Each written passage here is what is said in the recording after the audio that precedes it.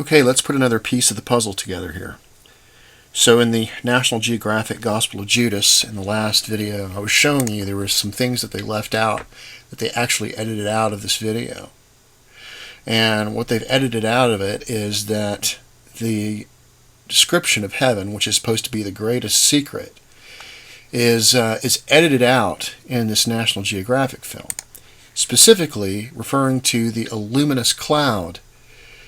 And the luminous cloud is where Jesus supposedly came from, that Judas knew about. This was the immortal realm of Barbelo.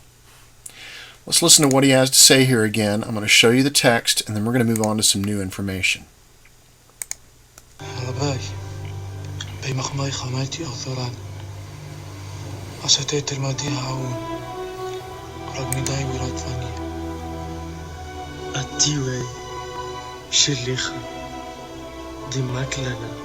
باید کل خرانی مکسیلاک دی تیزی بای مالکوس الله أكاس لك يا سيرس أنا بلمحظ طب ليه ناهيروس كوكاخ فاك طهير يا سير من كل خراني التيوي رف من كلهم يهودا التيت باخ هاتين بقرا دا أناش دا مكا سيلي يهودا كوكاف دا ميدبار هو كوكافاك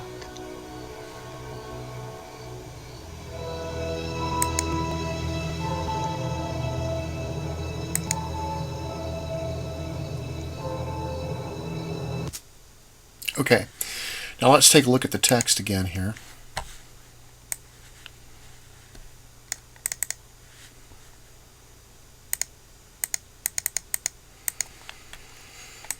And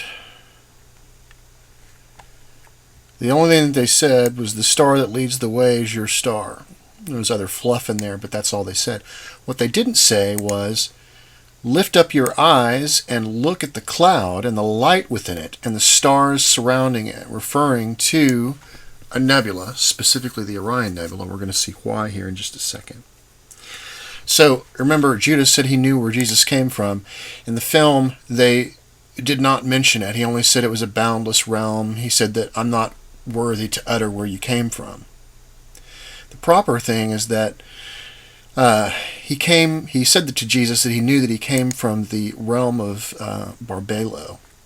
Barbelo, right here, refers to the first emanation of Yahweh in cosmogony. This refers to the apex, where it refers to the cloud or the nebula. When we take a look at the Gospel of Judas, and we scroll down, we can see in the overview, Jesus' death is simply a final way for him to leave the realm of the flesh and return to the luminous cloud. Okay, that luminous cloud. This is the secret. This is where heaven is. Okay. All right.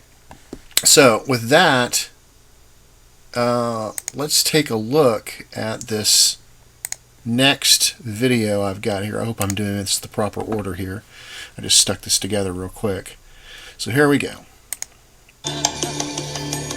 Boval's insights shed new light on the magical death rites for the pharaoh, child of Horus, as the builders of the pyramids envisaged.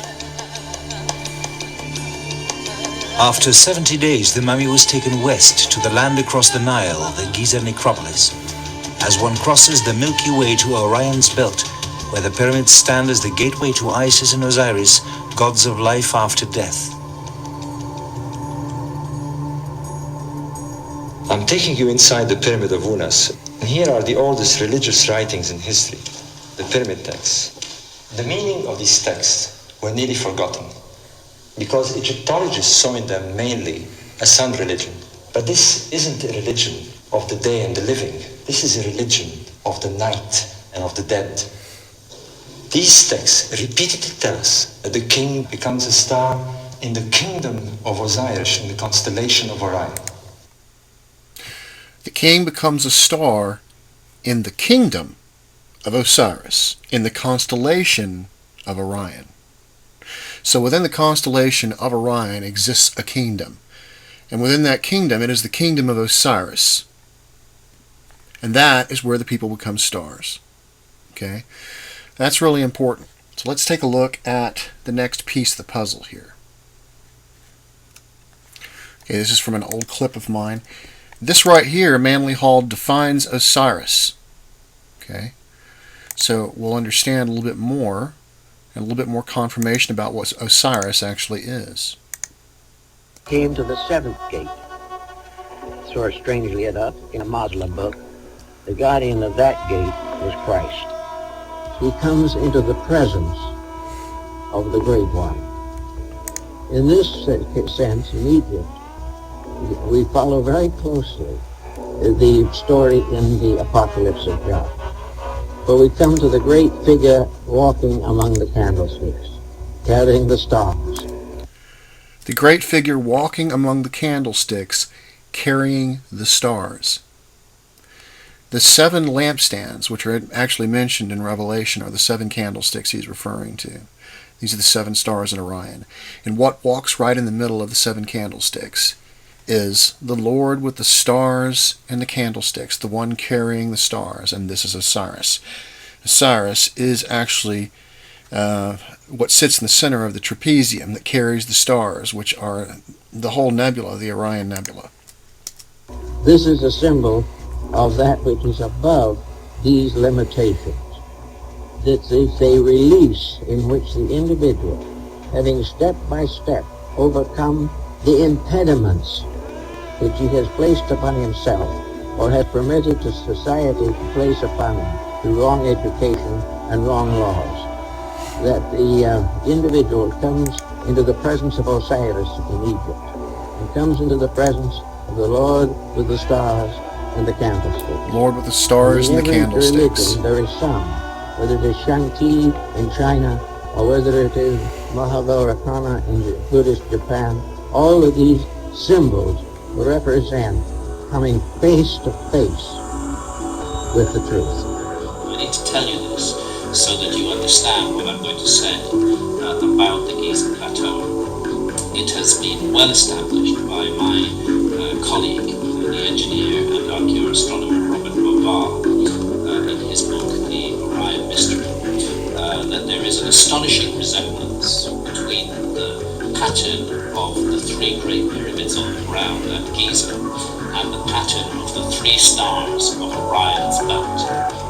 And we need to understand that immediately that the constellation of Orion was not just any old constellation to the ancient Egyptians, it was actually the most important constellation in the sky. Okay, so that's where we have our pattern. They're showing us the pattern between the lower world and the upper world. Now I'm going to show you, remember that Barbelo is the first emanation of Yahweh, so it represents the area which is the cloud, okay?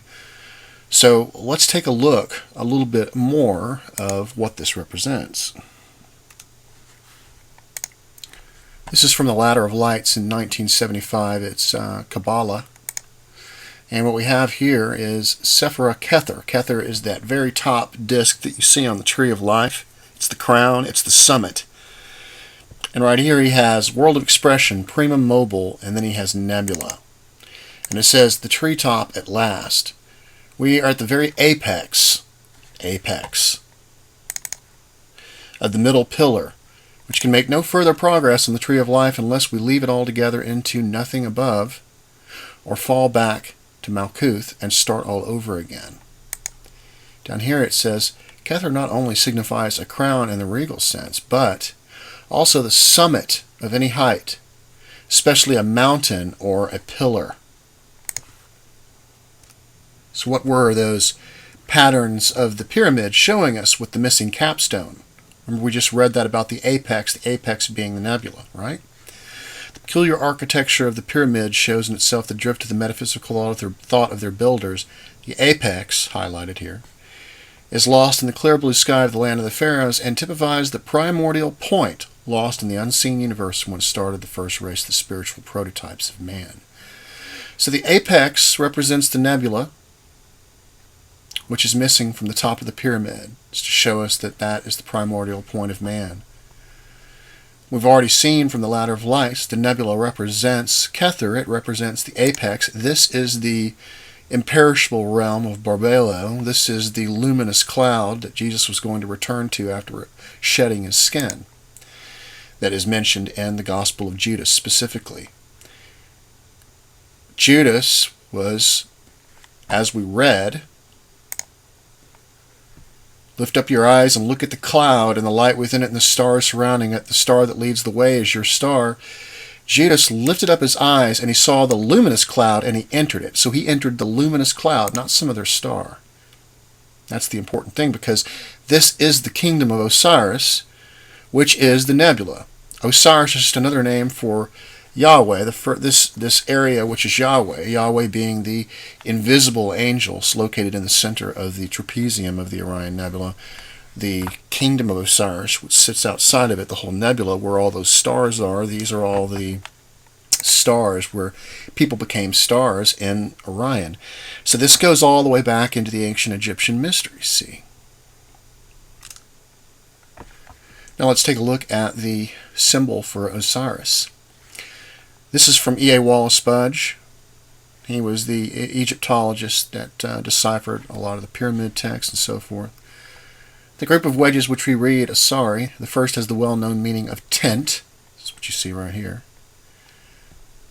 And the meaning of eye, and is placed inside the sign for tent. That's what this is right here. And you can see it's a vortex. It's the black hole of whatever. And that would be located somewhere between these, or somewhere within inside this triangle. Since we don't really know exactly, we can't really see it since it's invisible. We know it's located somewhere in there. NASA or Cornell University, a year after I discovered it, said that there was probably a black hole somewhere in the middle of this trapezium area. And if you notice, the pyramid and its angles also matches the slopes of what we see on the trapezium. So this area represents Osiris. So it says, now the sign is followed by two other cuneiform characters. These form a title of Asari and are read in Sumerian, Ludug, and they mean good man or being. Thus we have Asari, the good being, but we find in the Egyptian text that one of the principal titles of Osiris is Un-Nefer, and that means good being. And it seems clear that the title is the Egyptian translation of the cuneiform characters meaning good man or being. So there's little doubt that the Egyptian Osiris, is the equivalent of the Babylonian Asari. So you can see this place has many different names depending on the culture, depending on the text that you've read and so forth, but it represents the apex. It represents the first emanation, and this is the area that Jesus said he was going to return to.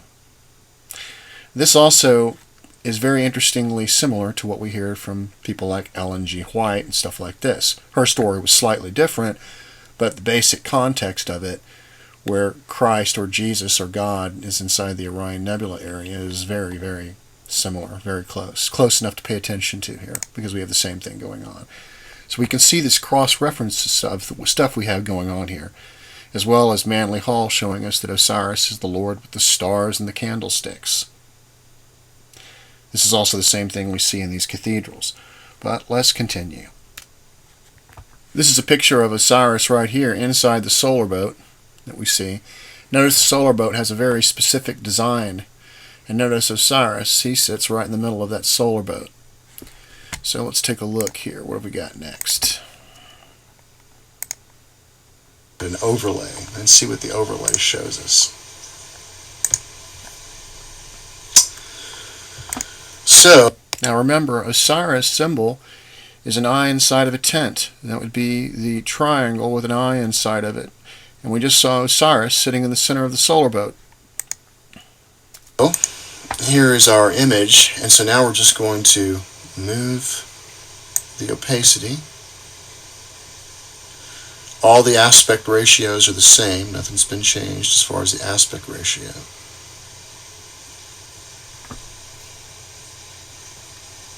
And so you can see that the solar boat is the same. Look at the front stem pointing upwards, right there, right on the money. The dimensions of the boat, as you can see where this line moves across here. And this is Osiris right here, which is the trapezium, which matches his symbol, which is what we also saw in Dendera. The dimensions of the boat are the same, and you can see where it crimps in the back here and comes up. So it comes all the way up, crimps, and comes back up.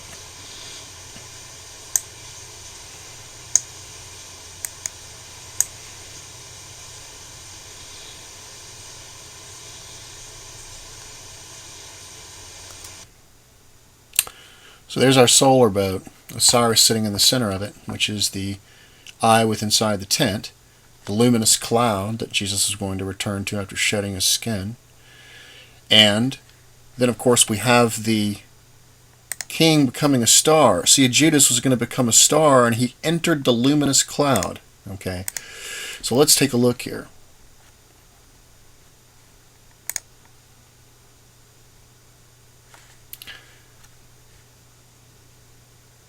So we have in Utterance 440, the king asks for admittance to the sky. If you love life, O Horus, upon this life of truth, do not lock the gates of heaven, do not bolt its bars.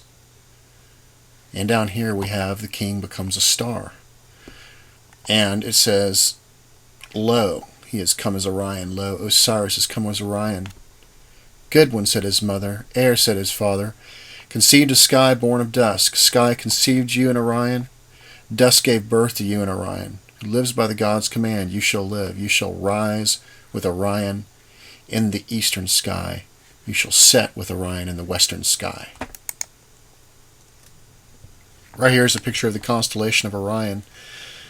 We have our stars of Orion, the 7 stars of Orion, and walking in the midst of the 7 candlesticks, one like on the Son of Man. See, this is the Lord with the stars and the candlesticks, right here. This is Osiris in the solar boat, right here. This is the luminous cloud that Jesus was going to return to in the Gospel of Judas. The luminous cloud that Noah entered into in the secret revelation of John in the Gnostic texts. The same luminous cloud. And it says in the pyramid text, you will rise with Orion and you'll set with Orion. And that's exactly what this does right here. We'll play this one more time. In his book, The Orion Mystery, that there is an astonishing resemblance between the pattern of the 3 great pyramids on the ground at Giza and the pattern of the 3 stars of Orion's belt. And we need to understand that immediately that the constellation of Orion was not just any old constellation to the ancient Egyptians, it was actually the most important constellation in the sky. Okay, and then so we have the pattern of the stars of Orion's belt, patterning what we see in the sky. The pattern of the pyramids. Why is that? Why is the apex missing? The apex represents the nebula, as we read in the Ladder of Lights. The pattern that we see is the same that the Mayans were telling us. The 3 hearthstones of creation with the Orion Nebula in the center. The act of seating the stones in the triangular pattern of the hearth created an image on the face of the earth and in the sky at the same time. Those 3 pyramids were showing us that mirror. The triangle formed by these 3 hearthstones at the center is in the Mayan, is the area the Mayan identified as the place of origin, the seat of creation, represented by the smoke that comes out of the burning fire, which is the Orion Nebula. The seed of creation, this is the first emanation right here. This represents the nebula, this represents heaven. So there we go, the Gospel of Judas that we see, and him becoming a star. Him becoming a star, Judas matches what we see in the Egyptian mysteries, where people became a star in Orion, in the kingdom of Osiris, which was inside the Orion constellation, which represents the luminous cloud, the solar boat. They're talking about the same thing. This is where Jesus was actually going to enter, and this is where he was going to become a star, just like all of these other people. Yehuda, Kukav, Damitabar, Ukukava.